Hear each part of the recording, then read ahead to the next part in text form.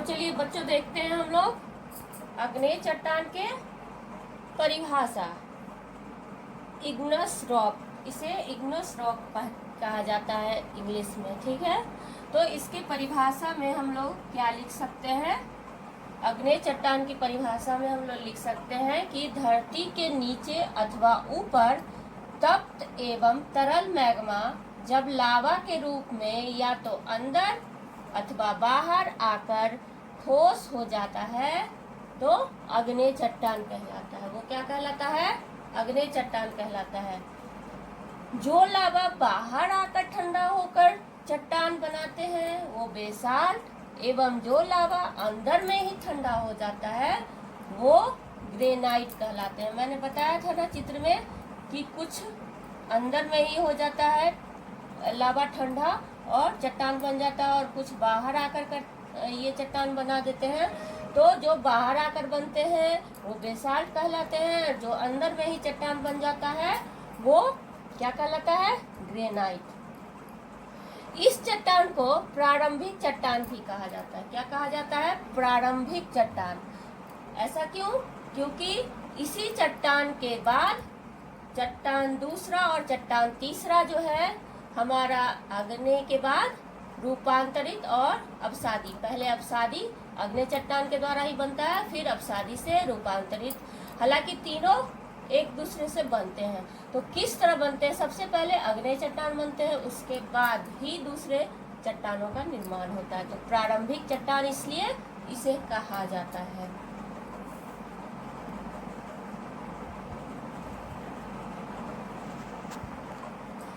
तो इसमें जीवाश्म की मात्रा नहीं होती है, ये भी मैंने बताया था।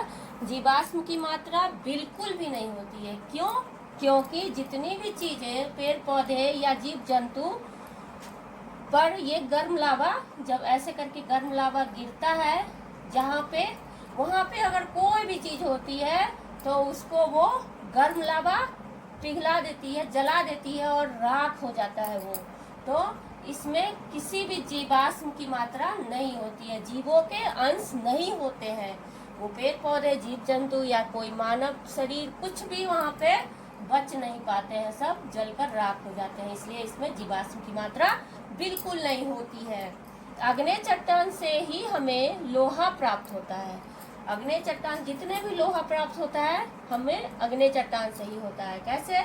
जब मैग्मा धरती से ऊपर आने लगता है तो अपने साथ धरती की तीनों परत में जो भी चीज पाए जाते हैं, हम लोग पढ़ते हैं कि सियाल सीमा निफे में जो चीज है, जैसे मैग्नीशियम है, एल्युमिनियम है, सिलिकॉन है, ये सब होते हैं, फेरस है, निकेल है, ये सब होते हैं। तो ये सब क्या है कि वो उसके साथ बाहर निकल जाता है।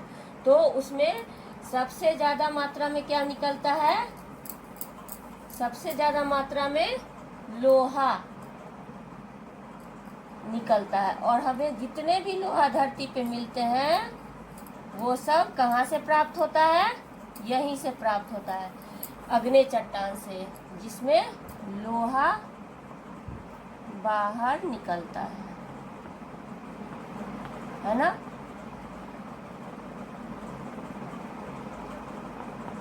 इस तरह हमें लोहा प्राप्त होता है। कहाँ से?